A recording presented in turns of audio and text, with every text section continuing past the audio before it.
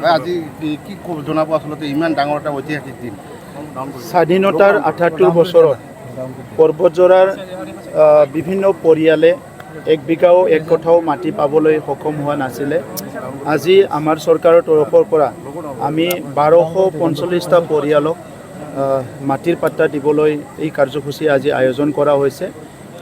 মই আচৰিত হৈছোঁ গম পাই পেলাই আমাৰ বড়োসকলৰ এজন আগশাৰীৰ সাহিত্যিক সাহিত্য একাডেমি বঁটা পোৱা আমাৰ সকলোৰে শ্ৰদ্ধাৰ জনিল কুমাৰ ব্ৰহ্ম ডাঙৰীয়াৰো মাটি নাছিলে আৰু আজিহে তেখেতে ২ কঠা ১০ লিচা মাটি পাইছে। তেনেকুৱা বিভিন্নজনে মাটি পোৱা নাছিলে। চৰকাৰ আহিছে গৈছে। স্বাধীনতাৰ ৭৮ বছৰত আজি এই মহান কামটো কৰিবলৈ পাই মই বহুত আনন্দিত হৈছোঁ, বহুত সুখী হৈছোঁ আৰু ইয়াৰ কাৰণে মই বিটিআৰবাসী জনতাক ধন্যবাদ জনাইছোঁ। তেখেতসকলে UPPL চৰকাৰ আনিলে আৰু তাৰপিছত আমি এই কামখিনি কৰিবলৈ পাৰিলোঁ। আৰু লগে লগে ক'ব বিচাৰিছোঁ পৰ্বতজৰাত আৰু পেণ্ডিং ১৫০০ কেছ আছে। তেনেকুৱা এই ১৫০০টা পৰিয়ালকো আমি জুলাই মাহৰ ১০ তাৰিখৰ ভিতৰতে মাটিৰ পাট্টা দিয়া হ'ব। এইটো অলৰেডি প্ৰিপাৰেশ্যন চলি আছে। আৰু লগতে সংযোজন কৰিছোঁ ইয়াত ৮০০টা পৰিয়াল আছে যিসকলে ফৰেষ্টত বসবাস কৰে, কিন্তু তেখেতসকলে ভূমিৰ পাট্টা পাবলৈ লেণ্ড এণ্টাইটেল পাবলৈ ইলিজিবল। সেই সকলোকো আমি জুন মাহৰ শেষৰ ফালে লেণ্ড পাট্টা দিবলৈ গৈ আছোঁ। গতিকে পৰ্বতজৰাত আমি যিসকল বনাফাইড চিটিজেন, ইয়াৰ যিসকলে খিলঞ্জীয়া হৈ আগৰ পৰাই বসবাস কৰি আছে, আইনগতভাৱে 6 শিডিউল আইনৰ দ্বাৰাই হওক বা 1886 লেণ্ড ৰেভিনিউ ৰেগুলেশ্যনৰ দ্বাৰাই হওক যিসকলে মাটি পাবলৈ ইলিজিবল, সেই সকলোকো আমি জুলাই মাহৰ ভিতৰত মাটিটো দি পেলাই শেষ কৰিব বিচাৰিছোঁ। আৰু জুন মাহৰ ১০ তাৰিখৰ ভিতৰতে আমাৰ বৈশুমতি 2.0 আৰম্ভ হ'ব। বৈশুমতি 1.0 আমাৰ ২,৭২,০০০ পৰিয়ালৰ মাটিৰ সমস্যা সমাধান হ'ল আৰু বৈশুমতি 2.0 ইয়াত আমি 9টা বিভিন্ন ছাৰ্ভিচ দিবলৈ গৈ আছোঁ। ইয়াৰ ভিতৰত উল্লেখনীয় আছে যে ৯,০০০ ক্ষুদ্ৰ চাহ খেতিয়ক যিসকলে নন ফৰেষ্ট এৰিয়াত চাহ খেতি কৰি আছে কিন্তু মাটিৰ পাট্টা পোৱা নাই বা অধিকাৰ পোৱা নাই, তেখেতসকলক আমি বৈশুমতি 2.0ৰ দ্বাৰা তেখেতসকলকো লেণ্ড দিবলৈ গৈ আছোঁ। আৰু লগতে প্ৰায় ৪৭,০০০ আমাৰ পৰিয়াল আছে যিসকলে সম্পূৰ্ণ লেণ্ডলেছ। আমাৰ এই খিলঞ্জীয়া মানুহ হয়, কোনোবা বিভিন্ন জনগোষ্ঠীৰ হয়।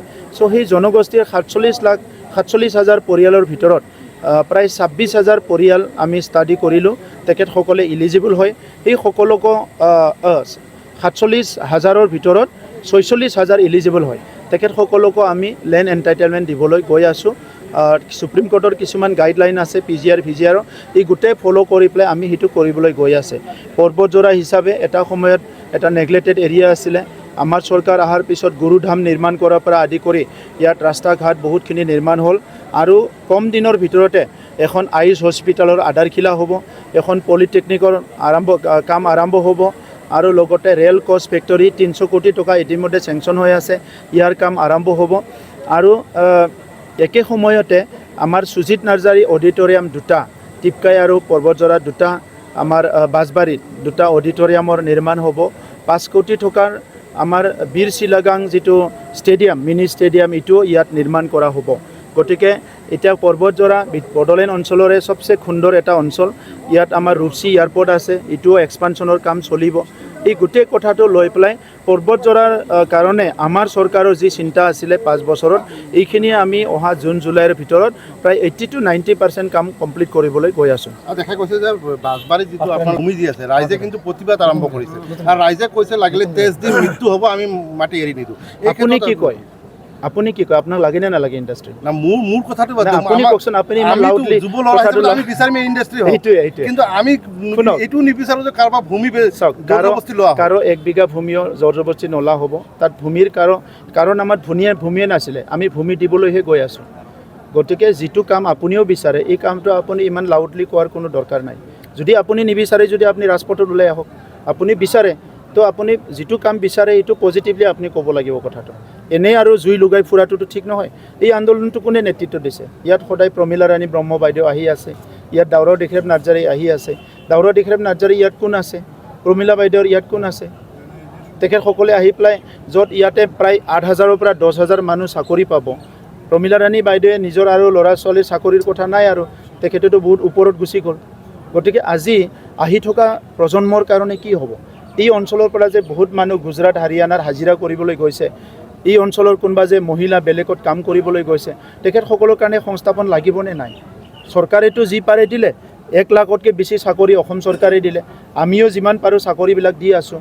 গতিকে সংস্থাপনৰ কাৰণে আমি বিভিন্ন গৰু ছাগলী পালন, গাহৰি পালন, এগ্ৰিকালচাৰৰ কাম এইবিলাক সহায় কৰি আছোঁ। কিন্তু এটা মেট্ৰিক পাছ কৰা, BA পাছ কৰা, MA পাছ কৰা বহুত ল'ৰা ছোৱালীয়ে খেতি কৰিব নিবিচাৰে। সেইসকলে যাই পেলাই বাহিৰত এতিয়া ইণ্ডাষ্ট্ৰিতে কাম কৰি আছে, আৰু সেই ইণ্ডাষ্ট্ৰি যদি আমাৰ একো ক্ষতি নোহোৱাকৈ আহে, তাত আপোনাৰ কি ক্ষতি আছে? আৰু সেই ইণ্ডাষ্ট্ৰিটো এনেই নহয়, ইয়াৰ আইন কানুন চব ফ'ল' কৰি ক'লা হ'ব। আৰু যিসকল তাতে বহি আছে, এই বহি থকা পৰিয়াল কোনো ইয়াৰ পৰা যাব নালাগে, তেখেতসকলৰ মাটি তাতে থাকিব। যাৰ জিৰাট আছে, জিৰাটৰো কম্পেনচেশ্যন দিয়া হ'ব। চ' এই কথাকে যদি আজি বাহিৰৰ পৰা আহি হাল্লা কৰে ৰাজনীতিক মুনাফাৰ কাৰণে, আজি তেখেতসকলৰ দিনত নহ'ল কাৰণে, আমাৰ দিনত হোৱাৰ কাৰণে তেখেতসকলে ৰাজনীতি আৰম্ভ কৰিলে। আজি আপুনি যাই পেলাই ইণ্টাৰভিউ লওকচোন, চালাকাটিৰ ওচৰে পাজৰে মানুহৰ লাভ হৈছেনে নাই? আপুনি BRPL ওচৰে পাজৰে যাই পেলাই ইণ্টাৰভিউ লওক, লাভ হৈছেনে নাই? তাত এটা দুটা জেনেৰেশ্যন আনএমপ্লয়েড নাছিলে। গতিকে এই ইণ্ডাষ্ট্ৰি হোৱাৰ পিছত ইয়াত 3টামান জেনেৰেশ্যন, অহা 2-3টামান জেনেৰেশ্যন ইয়াত আনএমপ্লয় নাথাকিব।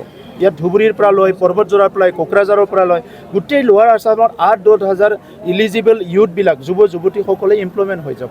গতিকে এই ইণ্ডাষ্ট্ৰিটো এনেই আমি ইয়াতে আমন্ত্ৰণ কৰা নাই। অসমৰ মুখ্যমন্ত্ৰী ডাঙৰীয়া এডভান্টেজ আছাম 2.0 যিটো আয়োজন কৰিলে, তাত বহুতখিনি বিনিয়োগ আহিছে। এই বিনিয়োগটো অসমৰ চুকে কোণে দিব বিচাৰিছে। এই ইণ্ডাষ্ট্ৰিটো আমি ইয়াতে নানিলে বেলেগত বহুত জেগা আছে। আমি ইণ্ডাষ্ট্ৰিটো এতিয়া ৰেল কচ ফেক্টৰী আজি পৰ্বতজোৰাত হৈ আছে, 300 কোটি টকা চেংচন হ'ল। এই ৰেল কচ ফেক্টৰী আমি অকল পৰ্বতজোৰা নেকি? আমি বাক্সাতো কৰিব পাৰোঁ, চিৰাঙতো কৰিব পাৰোঁ, ওদালগুৰিতো কৰিব পাৰোঁ, কিন্তু আমি